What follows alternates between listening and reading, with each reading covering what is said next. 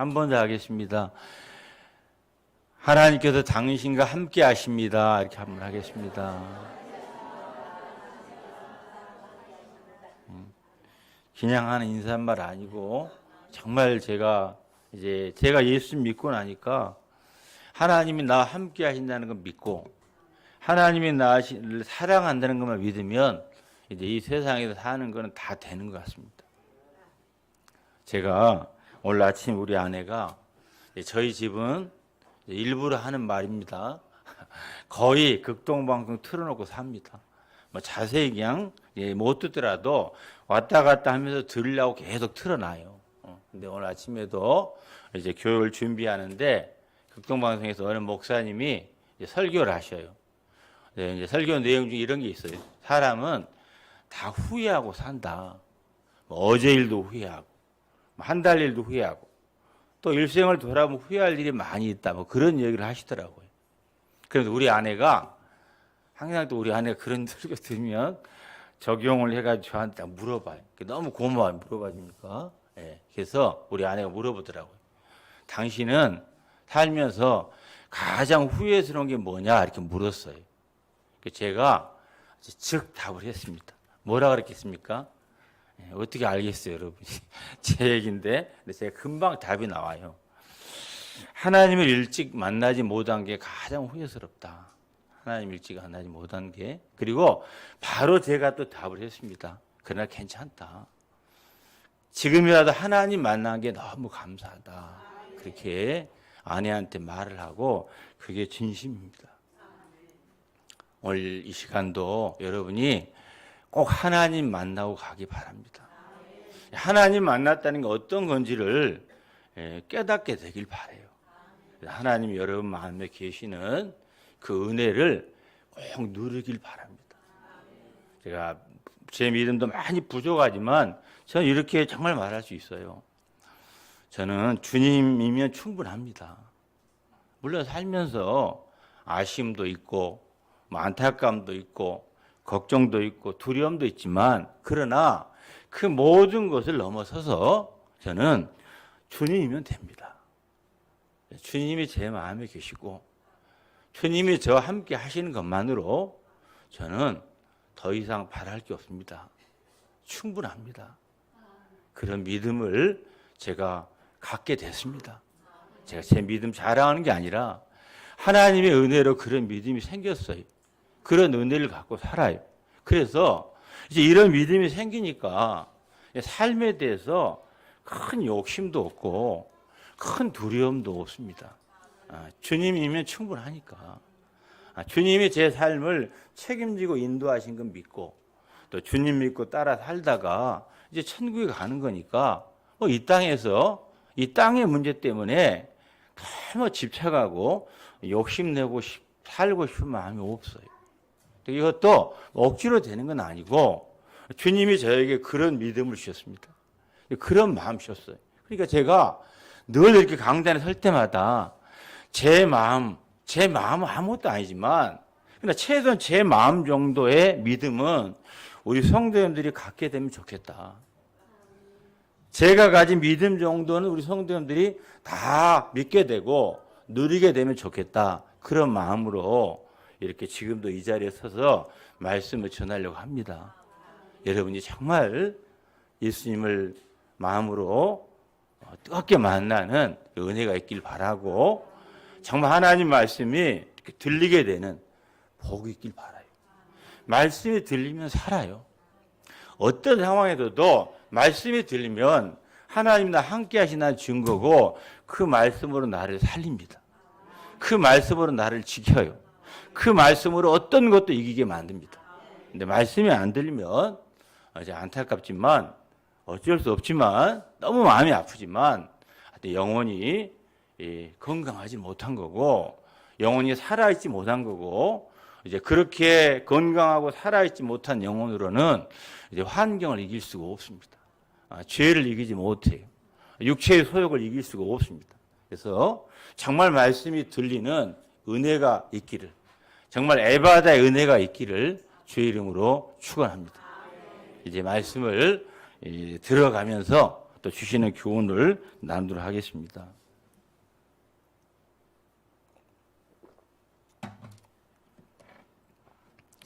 마가복음 8장 1절입니다.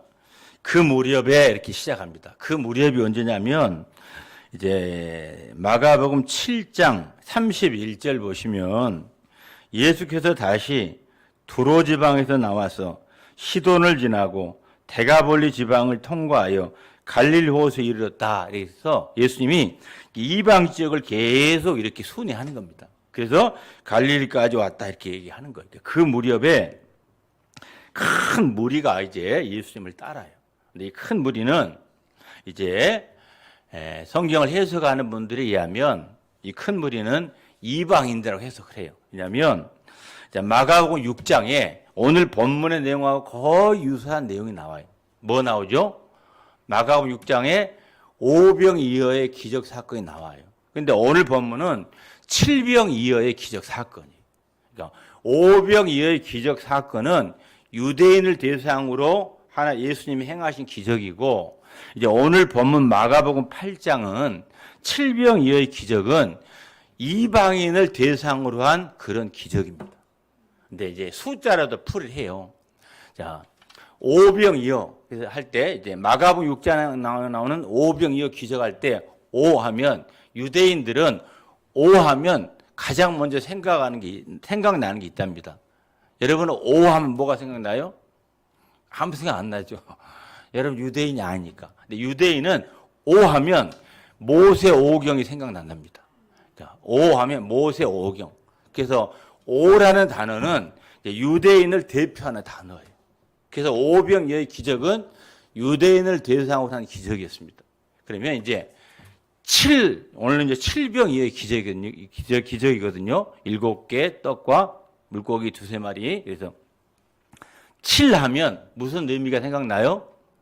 여러분 이제 신앙생활 좀 했으면 이제 설교 좀 들었으면 이제 7 하면 생각나는 게 있을 겁니다. 들어본 얘기가. 7은 완전수다. 그래서 7 하면 완전수. 그래서 7 하면 완전수이기 때문에 7은 이제 유대만이 아니라 온 세상 나라, 온 세계 열방, 그런 의미가 7이라는 숫자에 있어요. 그래서 7 하면 이방인을 얘기해요. 그래서 오병이어의 기적은 유대인을 대상으로 한 기적이고, 칠병이어의 기적, 오늘 본문의 내용은 누구를 상대하는 기적이에요? 이방인을 상대로 한 기적이. 예. 하나 배웠습니다. 뭐 써먹을 정도는 아니지만 그런 의미가. 근데 이게 어떤 의미가 있냐면, 복음은 유대인에게만 국한된 복음이 아니다. 복음은 계속 이방인에게 확장돼야 된다. 복음은 유대인만 구원하려고 한 게 아니다. 복음은 모든 세상 사람들을 구원하려고 하는 거다. 그런 의미가 있어요. 그래서 복음이 너에게 전해지면, 성령이 너에게 임하면 예루살렘과 유대와 사마리아와 땅 끝까지 이르러 복음 전하라고 하잖아요. 그런 의미가 있어요. 그래서 마가복음 6장에는 오병의 기적, 이제 마가복음 8장에는 칠병의 기적을 통해서 이방인에게 예수님이 증거되는 겁니다. 그래서 이방인을 향해서 예수님이 기적을 행하는 겁니다. 그래서 그 무렵에 큰 무리가 있어 이제 먹을 것이 없다. 그래, 먹을 것. 사람이 살면서 이 세상에서는 가장 중요한 문제가 뭐죠? 먹는 문제. 이 사람들이 왜 사냐 그러면 안 믿는 사람들 뭐라 그래요? 먹고 산다고. 먹고 살려. 먹는 게 실제 중요해요. 사실 사람들한테 가장 고통의 문제도 먹지 못하는 고통, 굶주림의 고통이. 그래서 이거는 이제 그 당시에 큰 무리가 이방인들이 있었는데 먹을 것이 없었다 그래요. 그래서 그런데 이 먹을 것이 없다고 할 때 성경은 먹을 것 얘기할 때 단순히 육신에 먹을 것만 말하지 않아요. 항상 성경은 그 이면에 영적인 의미를 담아요. 그래서 육신의 양식만이 아니라 영의 양식. 영의 양식이 없었더라. 육신의 양식도 없었지만 영의 양식이 없다. 이런 의미를 담고 있어요. 성경에 이런 말씀이 있어요. 한번 보겠습니다. 멀리 있지 않으니까 한번 찾아볼게요. 아모스 8장 앞으로 좀 넘겨보시면 성경 아모스 8장 1282쪽 아모스 8장 11절 말씀이 아모스 8장 11절. 성경 찾으니까 좋으시죠? 이렇게 자꾸 말씀을 찾아보고 또 읽고 쓰기 바랍니다. 자, 아모스 8장 11절 너무 중요한 말씀이에요. 아마 여기에서 여러분이 이 말씀만 제대로 이해해도 내 문제가 이거였구나 이렇게 생각할 겁니다. 자, 아모스 8장 11절 시작. 주 여호와의 말씀이니라. 보라, 날이 이를지라 내가 기근을 땅에 보내리니 양식이 없어 주림이 아니며 물이 없어 가람이 아니요 여호와의 말씀을 듣지 못한 기갈이라. 아멘. 사람이 굶주림을 느끼고 갈증을 느끼고 뭔가 채워지지 않는 것을 사람들은 내가 육신의 양식, 떡, 돈, 물질이 없어서 그런다고 생각하는데 사실은 본질적인 것은 떡의 문제, 돈의 문제, 물질의 문제가 아니라 우리 마음에 말씀이 없다는 거예요. 우리 마음에 하나님이 안 계시다는 겁니다. 우리가 영적인 눈이 안 열린다는 거예요. 그러니까 계속 육신의 문제에 매여가지고 육신의 종로로 살면서 계속 기갈을 느끼고 갈증을 느끼고 살아요. 이제 제가 시간 대충 정해진 시간까지 설교하려고 하니까 그냥 생각나는 대로 말씀을 전하겠습니다. 하나님은 우리를 육신의 것으로 만족하게 만들어 놓지 않았어요. 근데 사람들이 속고 삽니다. 사람들이 내가 돈이 있으면, 떡이 있으면, 물질이 있으면 행복할 거다 생각을 해요. 그래서 사람들이 다 돈과 물질과 떡에 노예가 되어 삽니다. 그것에 목을 메고 살아요. 근데 그걸 아무리 가져도 그것으로 우리 마음에 갈증이 채워지지 않습니다. 우리 마음에 영적인 허기가 채워지지 않아요. 우리 마음에 참 만족이 없어요. 하나님 우리를 그렇게 안 만들어놨거든요. 근데 사람들이 그걸 몰라요. 그러니까 어리석어가지고 계속 돈, 물질, 떡만 이렇게 있으면 내가 행복할 거다. 근데 사람들이요, 아무리 좋은 집에 살아도 행복하지 않아요. 아무리 좋은 침대에 누워도 정말 마음에 평안함이 없어요. 아무리 많은 돈을 가져도 참 만족이 없어요. 그런데 마귀는 계속 부추겨요. 떡으로만 살아, 돈으로만 살아, 돈이면 다 돼, 돈이면 안 된 거 없어. 다 여기에 거의 아주 이 마법의 사람들이 걸려가지고 여기 매여 삽니다. 예수 믿는 사람들도 크게 다르지 않은 분들이 많아요. 아마 이 말씀 듣고도 아마 지금도 그런 마음을 갖고 있는 성도들이 있을 겁니다. 그래도 돈이 있어야지. 돈 있으면 최고지. 돈 있으면 안 되는 게 어디 있어. 돈이 다야. 이렇게 마귀가 주는 소리에 계속 이렇게 속아가지고 그 생각에 사로잡힌 사람들이 얼마나 많은지 몰라요. 그러니까 인생이 너무 힘들어요. 고달프고. 그래요, 여러분. 그러면 돈이 최고면 돈을 많이 행복하면 여러분 돈 얼마나 가졌습니까? 돈으로 얼마나 행복해 보셨어요?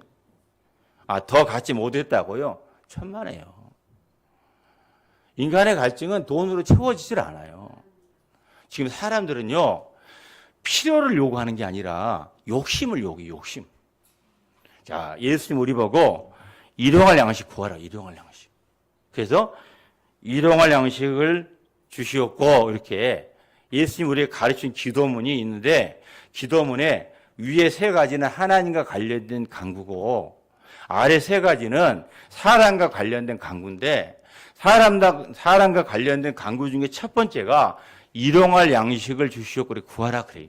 그러니까 하나님은 절대로 우리 육신의 문제를, 현실의 문제를 이렇게 부정하지 않아요. 그걸 구하지 말라고 하지 않습니다. 늘 영적인 것만 구하라고 하지 않아요.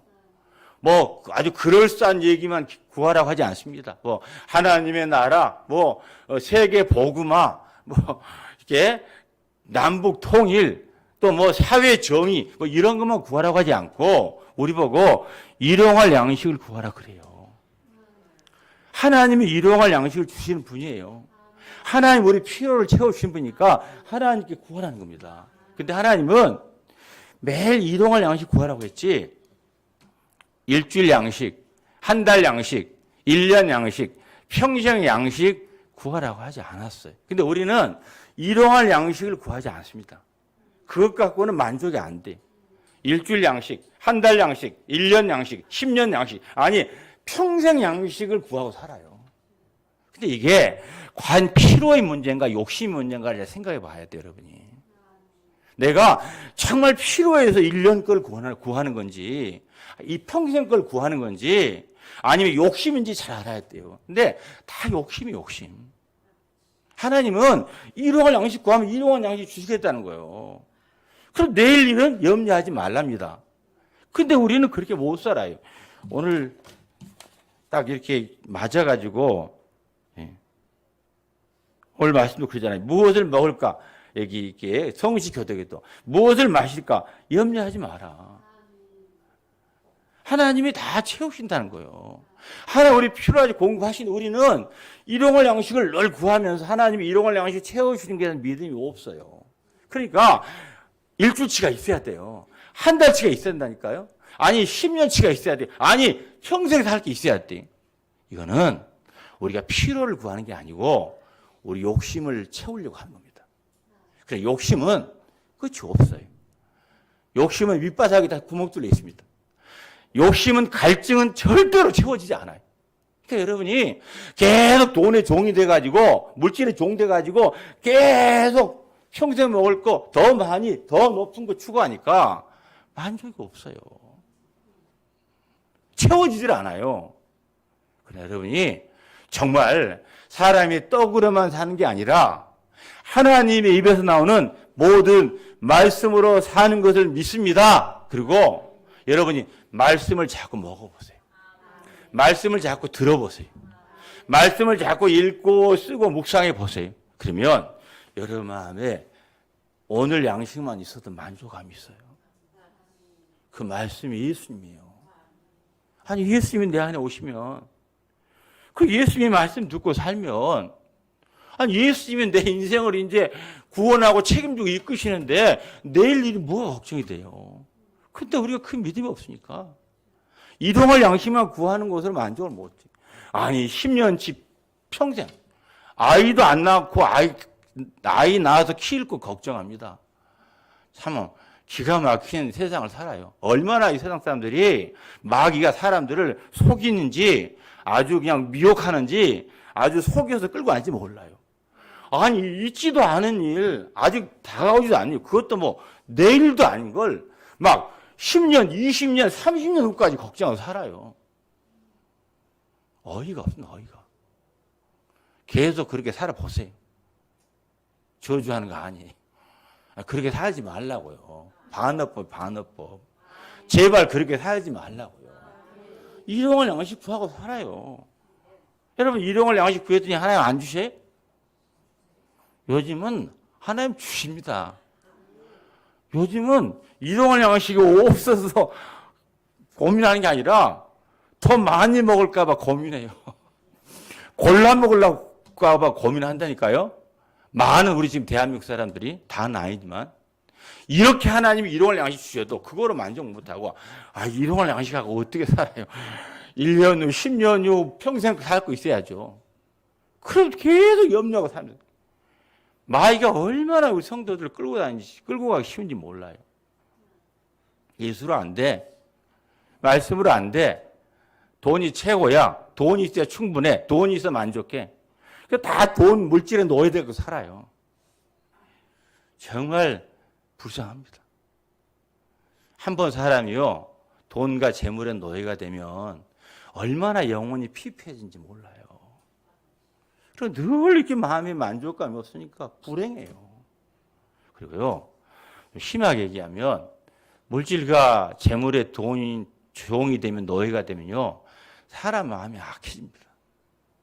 악해져요. 아주 이기적이 되고요. 욕심이 많고요. 경쟁에서 더 많이 가지려고 하고. 그러니까 사람들이 인간미도 없어지고 돈 때문에 재물 때문에 부모 형제도 싸우고 친구도 싸우고 기본적인 의리도 없고 도리도 없어져요. 얼마나 인간이 사악해지고 아주 약해진지 몰라요. 돈의 노예가 돼가지고. 근데 여러분, 재물의 노예가 되지 않고 이제 말씀의 은혜로 살아보세요. 말씀의 힘으로 살아보시라니까요. 그러면 마음에 천국이 이루어져요. 하나님의 나라가 이루어진다니까요. 만족하고 감사하고 살아요. 내일 일요? 내일 일은 하나님이 책임지시는데 뭐 걱정해요. 내일 일은 내일 염려할 것이고. 한날의 결혼 그날에 좋겠는데 왜 내일까지 앞당겨 고민하냐고요. 오늘 하나님 먹이시는데. 어느 권사님이 그러대요. 자기는 밥 한 끼도 당연히 먹는 걸로 생각하지 않는다고. 그래서 하루 3끼 딱 먹을 때마다 하나님 일용할 한 끼 주셔서 감사합니다. 하나님이 주셨으니까 내 앞에까지 오게 됐고 그거 먹고 소화시켜서 하니까 이거 먹고 감사합니다. 하루 3끼를 먹으신 하나님이 내일도 먹으실 걸 믿는 거예요. 그 믿음으로 하나님께 맡겨서 하는 거예요. 제발 바라기는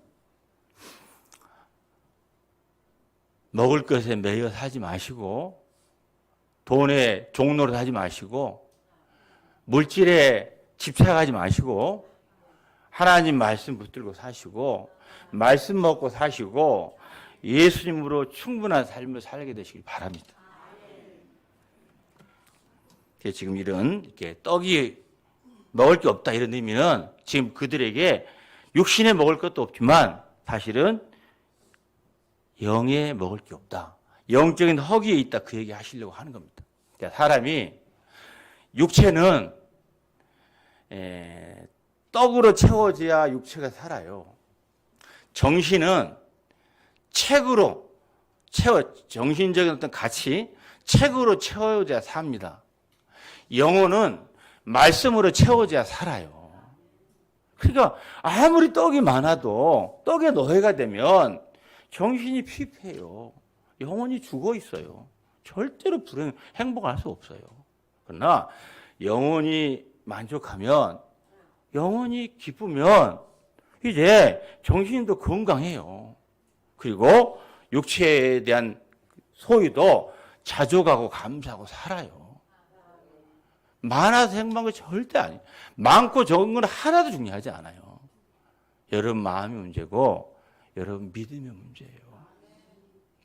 지금 보세요. 이 대한민국 사람들 역사를 이렇게 잘 사는 때가 없는데 다 불행해요. 불행해. 행복한 나라가 별로 없다니까요. 행복지수가 세계에서 최고로 낮은 나라 중에 하나래요. 이렇게 역사를 잘 사는데 왜요? 떡이 없어요? 돈이 없어요? 그게 아니에요. 여러분 욕심이에요. 욕심이 끝이 없으니까 필요는 하나님이 채워주는데 필요로 만족을 못해요. 자꾸 욕심을 내요. 그러니까 욕심은 채워지지 않는다니까요. 욕심은 끝이 없어요. 그리고 욕심 뭐가 무섭냐면 성경이 보세요. 욕심이 잉태하면 뭘 난다고요? 죄를 낳아요. 죄가 커지면 어떻게 된다고요? 사망이 된다고요. 그러니까 욕심은 무서운 거예요. 그런데 많은 사람들이 욕심에 매여 살아요. 그래서 계속 욕심 때문에 죄 짓는 거예요. 죄 때문에 망하는 거예요. 근데 마음의 말씀이 채워지면 이제 자족하게 돼요. 감사하게 된다니까요. 그리고 오히려 주신 것으로 감사하면서 그 작은 거지만 나누고 싶어요. 주고 싶어 한다니까요. 절대로 여러분 많아서 주지 않아요. 많아도 못 주는 사람 죽어도 못 줍니다. 적어도 주는 분들이 있어요. 마음에 은혜가 있고 마음에 예수님이 계시고 마음에 말씀이 있으면 네 원수도 사랑하라 그러고 주는 자가 복이 있다고 하는데 오히려 남에게 주는 것이 하나님께 꿔주는 거라고 하는데 주는 대로 하나님이 갚아주겠다고 하시는데 심은 대로 건두게 하시겠다는데 왜 주고 안 살아요? 작은 거라도 주고 싶지. 시간도 나누고 돈도 나누고 재능도 나누고 싶지. 그러니까 온 데도 나누고 사니까 행복한 거예요. 여러분 절대로 움켜진다고 행복하지 않아요. 여러분 작은 한번 나눠보세요. 그러면 기쁨이 있어요. 이 간단한 성경적인 진리를 성도들이 삶에서 적용을 안 해요. 교회 생활 오래 한 게 자랑이 아니에요. 성경 많이 아는 게 자랑이 아니고 성경 어느 한 부분 알아도 그대로 사는 게 믿음이에요. 그대로 사는 게 능력이라고요.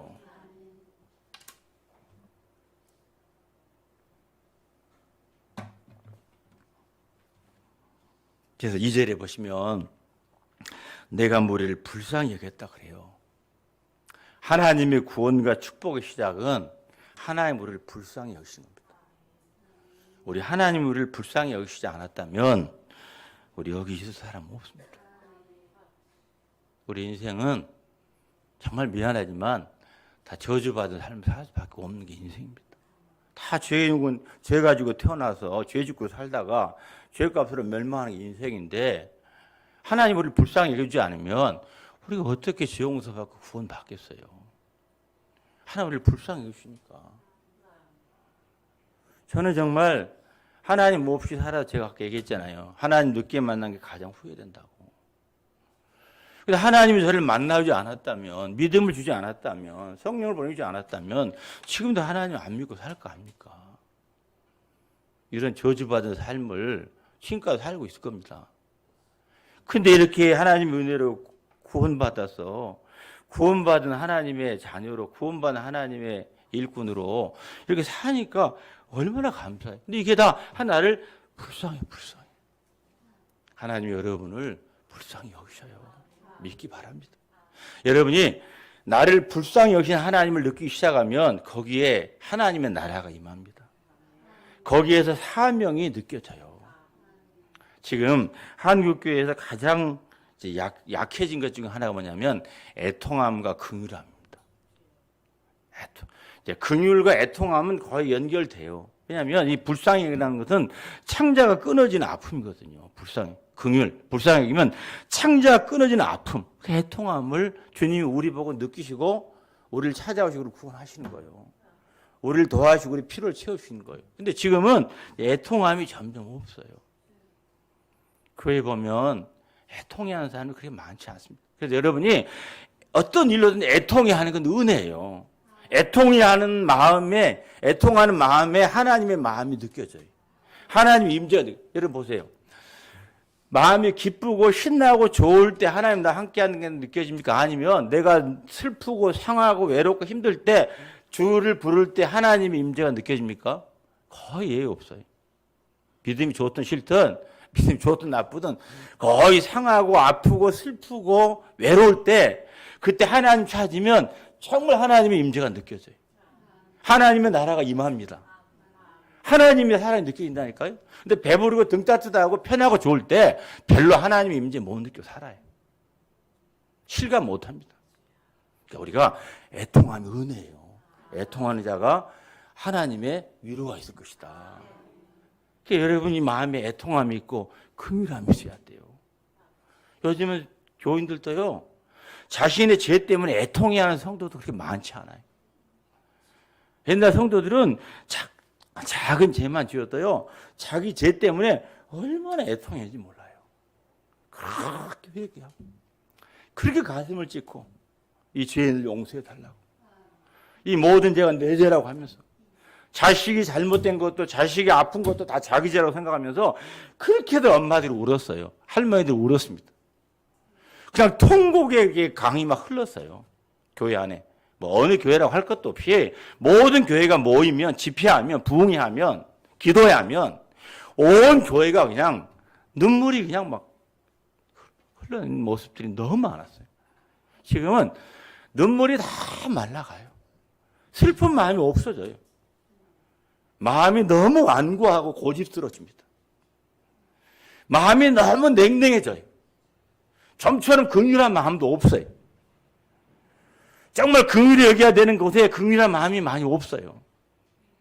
그래서 저는 이렇게 성도님들이 여기 대표 기도를 하러 나와가지고 지금 오늘에 일어난 어떤 사건, 사고 때문에 긍휼한 마음을 가지고 기도하면 너무 좋아요. 하나님이 저 권사님의 기도를, 저 집사님의 기도를 정말 기쁘게 받겠구나. 이웃의 아픔을, 이웃의 상처를 그냥 남의 일같이 생각하지 않고 내 아픔으로, 내 눈물로, 내 상처로 알고 저렇게 간절히 기도하는 기도 하나님이 얼마나 기뻐하실까. 그래서 그들이 나와 함께 있었는지 사흘이 지났다. 사흘. 자, 사흘은 성경에 절망이 있습니다. 절망이 있어요. 아브라함이 아들 이삭을 모리아산에 제물로 바치러 갈 때 사흘 길을 걷습니다. 사흘 길. 하나님이 이삭을 모리아산에서 번제로 바치라고 하니까 사흘 길 걸어요. 그런데 그 사흘 길은 아브라함의 인생에 가장 힘들고 고통스러운 사흘입니다. 그렇지 않겠어요? 아들을 제물로. 자기 생명보다 귀한 아들을 제물로 바치기 위해서 사흘 길을 가는 그 사흘은 자기 인생의 가장 고통스러운 시간이에요. 성경의 3이라는 숫자는 절망의 극에 달한 수를 얘기합니다. 그러니까 이들이 지금 사흘 동안 이렇게 지났다는 것은 거의 이제 죽게 된 상황을 말해요. 그런데 이 사흘은 이제 절망의 극에 달했지만 어떤 면에서 절망이 끝나고 희망이 시작되는 시간이에요. 그러니까 우리가 하나님이 계시지 않으면 절망으로 끝나는데 하나님이 계시는 사람에게는 그 절망의 3일 후가 이제 하나님의 은혜와 구원이 임하는 시간입니다. 그래서 여기 사흘이 지났는데 먹을 것이 없는데 이제 이들을 예수님이 먹이시는 거예요. 그러니까 여러분, 절망의 끝자락이 정말 하나님을 만나는 시간이에요.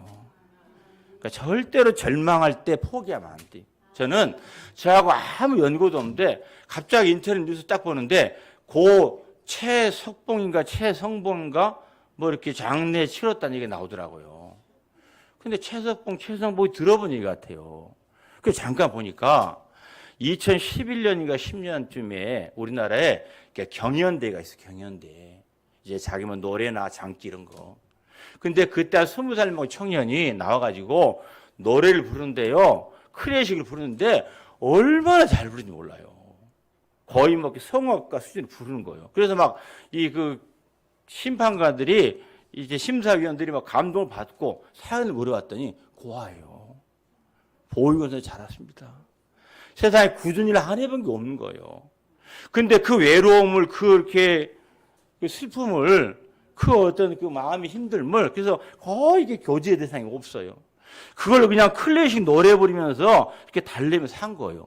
혼자 그냥 노래 불러가지고 거의 그냥 성악 수준으로 부르더라고요. 근데 이 청년이 유명해진 이후로 한 10여 년 동안 이제 막 여러 가지 사연이 있게 된 겁니다. 결국에 32살 나이에 자기 스스로 삶을 끊었어요. 너무 불쌍하더라고요. 그 친구가 누구를 통해서든지 그 친구가 정말 예수님만 만났다면, 예수님만 믿게 됐다면 절대로 삶을 포기하지 않을 텐데. 여러분, 제가 그럴 분이 한 번도 없을지 알지만 모르거든요, 인생은.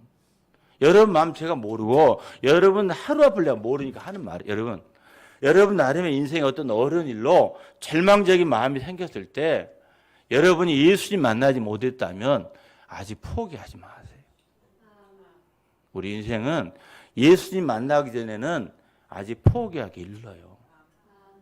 꼭 예수님을 만나고 나면 포기하세요. 그런데 예수님 만나고 나면 절대 포기 안 합니다. 예수님 만나면 막 사명이 생기거든요. 예수님 만나면 막 희망이 생기거든요. 예수님 만나면 막 힘이 나거든요. 예수님 만나면 너무 좋거든요. 난 예수가 좋다고. 난 예수가 좋다.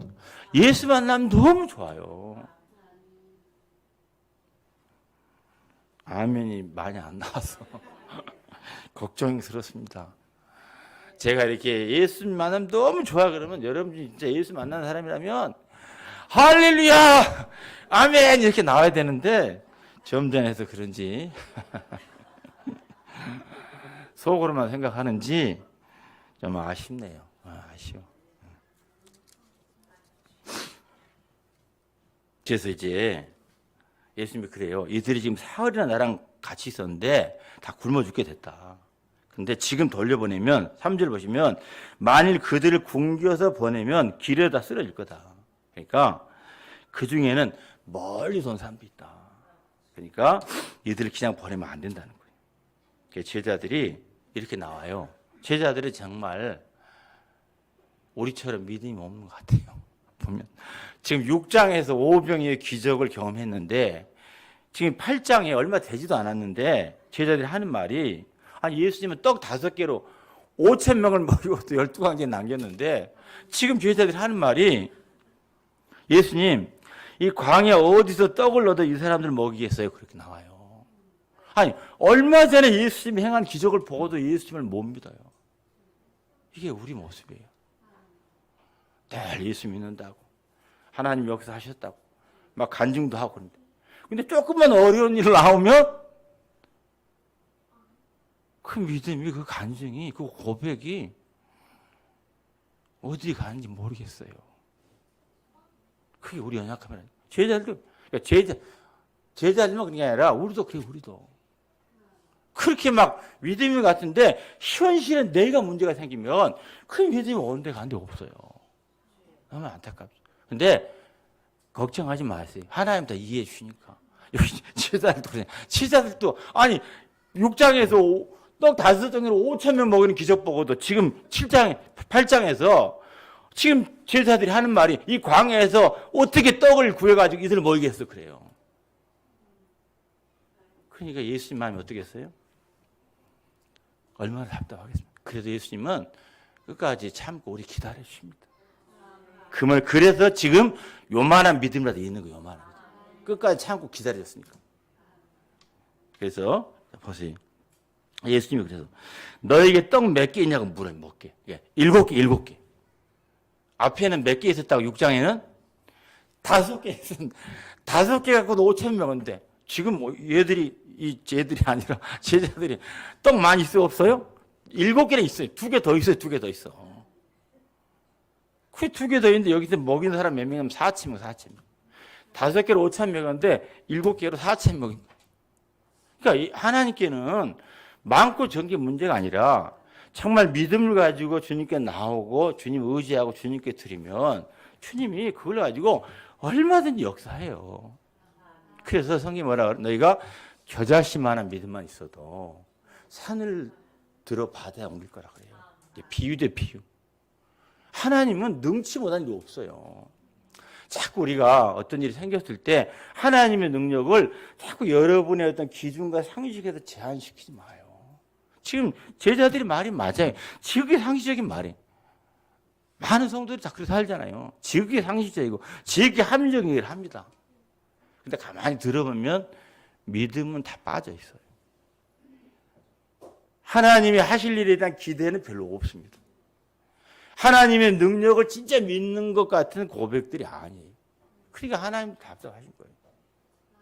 우리가 믿어줘야, 미안한 얘기지만, 믿어줘야 하나님 역사할 건데, 우리가 안 믿어주니까 하나님 어떻게 일할 수가 없는 거예요. 너희들이 나를 좀 믿어주라. 나는 능치 못한 일이 없는데, 너희들 안 믿어주니까 하나님 역사를 하실 수가 없는 거예요. 근데 하나님은 때로는 우리가 안 믿어줘도 역사하시더라고요. 너무 감사하죠. 안 믿어도 역사하니까. 그래서 제자들에게 다시 교훈을 주려고 앞에 오병의 기적대랑 비슷하게 자, 무리를 다 흩어서 땅에 앉게 합니다. 그리고 7개 가지고 축사하시고 떼어서 다 나누어 주는데 다 먹고도 남아요. 주님은 이제 제가 시간이 많이 가서 아직은 남았지만 정리하는 쪽으로 가려고 그래요. 하나님은 우리 형편 사정 아셔요. 하나님은 내 마음 모를 거야 천만에요. 하나님은 이들이 사흘 동안 굶은지 알아요. 이들이 지금 배가 고픈지 압니다. 이대로 보내면 길에서 쓰러질 거 알아요. 그래서 이들을 먹이시는 거예요. 여러분 하나님을 믿으세요. 그리고 하나님은 우리의 필요를 채우셔요. 이들이 먹을 것이 없는 줄 알고 이들을 먹이셔요. 근데 제가 아까 얘기했죠. 필요를 채워주신 거로 만족을 하라고. 욕심내지 말라고. 욕심내는 것을 필요를 구하는 거로 그렇게 왜곡시키지 말라고요. 많은 분들이 욕심 때문에 힘든 거예요. 욕심 때문에 채워지지 않는 겁니다. 욕심 때문에 힘들어한다니까요. 이동할 양심만 구해요. 그리고 하나님께 맡겨요. 하나님 지금까지 살게 하잖아요. 여러분 절대로 여러분이 이런 생각하면 안 돼요. 내가 그래도 저축했으니까 살았지. 내가 뭔가 가졌으니까 살았지. 내 힘으로 살았지. 정말 그분은 아주 하나님이 싫어하는 사람입니다. 믿음은 일도 없는 사람이에요. 여러분이 모아놨으니까 삽니까? 여러분이 저축했으니까 사는 거예요? 여러분이 지식과 능력으로 사는 겁니까? 그러면 여러분 하나님 믿어요? 하나님 믿는 거 다 거짓말이죠. 우리는 다 하나님이 주시는 거 사는 거예요. 1억을 당연히 구하면 주셔요. 우리가 가진 것 중에 하나님 주시지 않은 게 뭐가 있어요?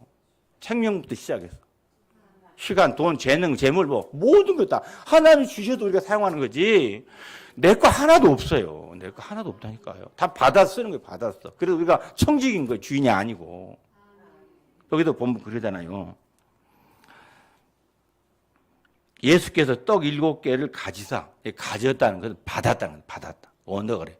여기서는 가졌다고 이렇게 번역을 했는데 받았어요. 예수님 누구한테 받았어요? 제자들이 떡 7개 있는 거 받아서 나눠준 거예요. 자, 예수님도 받아서 나눠주는데 우리가 받아서 쓰지 않는 게 뭐가 있어요? 여러분께 뭐가 있냐고요? 다 하나님 주신 거 받아 쓰는 거예요. 그 가지사 받아서 또 축사하시 축사. 하나님께 감사. 모든 게 다 하나님 주신 건데 그냥 눈 뜨면 감사한 거예요. 그냥 살아 숨죽이 있으면 감사하는 겁니다. 그리고 다 하나님 주신 거니까. 그래서 신앙과 인격의 성숙은 감사 비례해요. 감사하는 사람이 성숙한 사람이에요. 감사가 충만한 교회가 건강한 교회입니다. 우리 교회는 뭐였다면 감사가 넘치는 줄 믿습니다. 그러면 건강한 교회예요. 근데 뭐였다면 불평하고 뭐였다면 누구 흉이나 보고 이런 교회는 병든 교회입니다.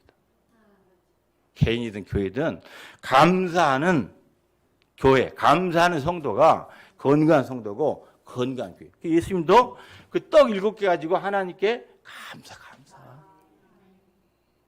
근데 우리가 감사하지 못할 일이 뭐 있어요? 다 받았는데. 절대로 당연한 걸 여기지 마시고 하나님 주신 걸 산다고 믿으셔요. 그리고 하나님이 필요를 채울 걸 믿고요. 그리고 이제 축사하시고 떼었대. 떡을 떼어서 주는 거예요. 떼어서. 여기 뗐다는 것은 예수님의 십자가의 고난과 죽음을 상징해요. 우리 성찬할 때 뭐예요? 떡을 떼어서 예수님이 주셔서 나누었다는 건 뭐예요? 자신이 고난당하고 십자가에서 자신의 몸을 찢고 우리 죄를 대신해서 죽으실 것을 예언하는 겁니다. 의미하는 거예요. 그러니까 예수님은 자신의 육체를 찢어서 떼어서 우리에게 생명을 주신 거예요. 우리를 구원하신 거예요. 그러니 그 은혜를 진짜 깨달으면 내 죄를 대속하기 위해서 십자가에 죽으신 예수님을 진짜 믿으면 우리가 그 은혜를 무슨 말로 다 고백하고 표현할 수 있겠어요. 많이 믿어도 그 은혜를 다 감사할 수 없죠. 그리고 그걸 이제 나눠준다. 떡 7개 갖고 어떻게 나누가 아니라 떡 7개 갖고 나누어지면 하나님이 계속 나눠주게 한다니까요. 여러분 제발 바라기는 인색하지 마세요. 미안한 얘기지만 여기 인색함을 없다고 생각하고 하는 겁니다. 인색하지 말라고요. 인색하지 마요. 그렇게 나만 잘 먹고 잘 살려고 하지 말라고요. 그것처럼 비참한 인생이 없고 그것처럼 불행한 인생이 없어요. 작은 것이라도 재능도 시간도 돈도 건강도 자꾸 나눠요. 나눠야 하나님이 자꾸 공급해 주는 거예요. 채워주는 거죠. 썩은 물은 고여요. 흘러가야 자꾸 생생해지는 겁니다. 없다고요? 아니 여러분 세상 사람도 콩 하나도 나눠 먹으라고 그러잖아요. 근데 뭐가 없어요. 뭐가 없냐고요. 여러분 모르니까 제가 하는 말입니다. 모르니까 알면 모른 척 하셔요. 제가 어떤 성도가 보니까 제가 광고를 했든 안 했든 어느 선교사님이 왔다 그러면 항상 그분은 이렇게 몰래 이렇게 선교사님한테 작은 금액이지만 선교사님을 위로하고 격려하기 위해서 그 선교배를 조금 지어주고 가더라고. 제가 10년, 20년 동안 지켜본 겁니다. 근데 절대로 그분이 많지 않아요. 제가 알잖아요. 우리 성도들 사정을. 절대로 많지 않아요. 우리 교회 평균 아래입니다. 사실 제가 보면 이렇게 직장이나 돈 버는 수준이나 가정 상황. 근데 그분은 항상 그래요. 항상.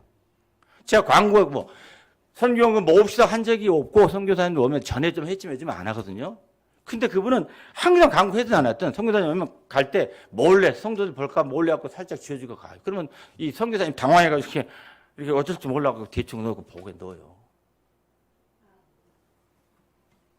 하나님 이런 마음을 원해요. 이런 마음. 어른손이 한 거 왼손이 모르게 하면서 작은 건 하나도 나누려는 마음. 왜냐하면 내 게 아니니까. 하나님한테 맡기고 주인 거니까. 근데 나는 뭐 쓰지 말라는 게 아니에요. 여러분 아무리 뭐 여러분이 쓰지 말라고 해도 여러분 알아다 쓸 거니까 그건 가르칠 필요가 없어요. 본능적으로 자기 위해서 하니까. 그런 말은 아무리 가르칠 필요 없어요. 자식 잘 키우세요. 뭐 창업 잘하세요. 그런 말 제가 할 필요는 뭐 있어요. 여러분 다 잘하는데. 얼마나 여러분이 이기적이고 얼마나 자신이 잘 삽니까? 그런 말은 아마 천 번, 만 번 할 필요도 없어요. 다 아니까. 다 잘하니까. 그렇지만 남을 돕는 것은 이제 본인이 정말 마음이 변하지 않으면, 감사하는 마음이 없으면, 이게 정말 주님 거라는 생각하는 마음이 없으면, 하나님의 기뻐하는 일이라는 생각이 없으면 안 하거든요. 왜냐하면 다 먹고 살기 힘들잖아요. 계속 하는 말이지만 다 먹는 게 매여 살잖아요. 다 먹는 게 종이 돼 살잖아요. 계속 마귀가 시키잖아요. 여러분한테 돈이 있어야 된다고, 돈만 있으면 된다고, 돈 있으면 안 되는 게 없다고. 다 이 마법에 걸려 살잖아요. 대부분 성도들도. 그럼 뭐 말할 필요 뭐 있어요. 근데 그렇게 살면 평생 불행합니다. 하다니까요. 자, 떡으로만 산다면, 돈으로만 산다면 동물이죠. 그런 영혼이 있잖아요. 영혼이. 영혼은 말씀으로 사는 거예요. 영혼이 살아야 몸도 사실은 건강한 삶을 사는 거예요. 행복한 삶을 살고 속지 말라고요. 여러분, 만약에 여러분 지금 삶 속에서 요즘 너무 힘들어, 너무 이렇게 어려워, 뭐 채워지지 않아, 부족함이 없어. 물론 돈이 문제일 수 있고, 건강 문제일 수 있고, 뭐 관계 문제일 수 있는데, 여러분 그럼 답이 있어요. 말씀 좀 더 먹어보셔요. 사람이 떡으로만 사는 게 아니라 하나님 말씀으로 한다고 하나님 하시니까 한번 말씀 좀 먹어보라고요. 그럼 여러분, 말씀 먹어서 허전하던데요? 그럼 더 먹어요. 말씀 들어도 힘들던데? 그러면 더 들어요. 한번 더 들어보라고요. 더 먹어보라고요. 더 써보라고요. 어떻게 되는지. 썩을 양식만 구하지 말고 영생하도록 있는 주님을 위해 살아보라고요. 정말 말씀 먹고 살아보라고요. 정말 주님 모시고 살아보라고요. 그러면 이제 그렇게 힘들게 느껴졌던 것이 그렇게 힘들지 않아요. 그렇게 문제라고 여겼던 게 그렇게 문제를 여기지 않다니까요. 얼마든지 극복할 수 있어요. 그게 아니라면 성경 거짓말이죠. 나는 하늘에서 내려온 생명의 떡이라 생명이신 예수를 먹으라는 거예요. 생명이신 예수님을 바라보고 살라는 겁니다. 생명이신 예수님 의지하고 살라는 거예요. 그러면 주님이 다 채우신다는 거예요. 주님으로 충분해요. 마지막 한 말씀하고 맺을게요. 어거스틴이라는 사람이 한 유명한 말입니다. 인생이 절대로 떡으로 만족할 수 없고 하나님의 품에 안기기 전에는 참 안식과 만족이 없습니다. 이렇게 고백합니다. 여러분 이 시간 정말 예수님을 여러분 마음에 모시고 예수님의 품에 꼭 안겨 보시고 정말 예수님으로 충만한 삶을 살아보셔요. 말씀해 주신 예수님을 정말 믿고 자꾸 말씀을 들어보셔요. 제가 일부러 극동방송 얘기 꺼낸 것도 그 이유예요. 제가 들어보니까 극동방송 계속 틀어놓고 듣다가 구원받는 사람들이 많더라고요. 극동방송에서 계속 틀어놓고 살다가 그 치유되고 회복된 분들 많더라고요. 극동방송 계속 듣다가 문제를 해결받은 분들이 너무 많더라고요. 그래서 제가 여러분 다 도와줄 수 없으니까, 제가 너무 부족하니까, 여러분이 극동방송 할 수만 있으면 24시간 틀어놓고 계속 말씀 들어보고 찬송 들어보고 간증 들어보라고요. 어느 순간인가 여러분 영혼이 채워질 겁니다. 아, 주님이면 되겠다. 아, 예수이면 충분하겠다. 아, 말씀이면 되네. 그렇게 될 거라고요. 그런 은혜가 우리 모두에게 있기를, 그래서 정말 주님으로 감사하고 기뻐하면서 그 주님 자랑하고 전하며 사는 우리 모두가 되기를 주의 이름으로 축원합니다. 기도하겠습니다.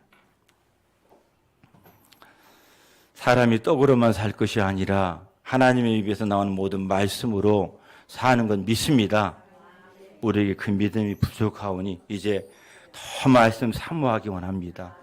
더 말씀 읽고 듣고 묵상하기 원합니다.